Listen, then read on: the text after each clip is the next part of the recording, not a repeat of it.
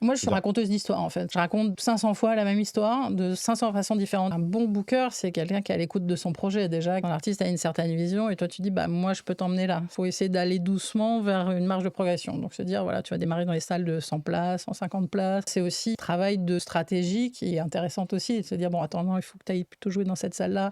On va pas faire les smacks tout de suite, on va faire des petits clubs. C'est de faire évoluer le projet au mieux et créer une audience aussi. Donc, faire des co-plateaux, faire des premières parties. Essayer d'être à l'écoute d'un projet et d'anticiper aussi. Ton boulot, concrètement, tu fais du mail, tu fais du téléphone, du mail, du téléphone. Moi, je C'est suis ça. raconteuse d'histoire, en fait. Je raconte 500 fois la même histoire, de 500 façons différentes, sinon je m'ennuie, c'est une horreur. Après, quand tu connais les gens, c'est compliqué de dire, ah, vas-y, prends mon artiste, regarde si tu machin.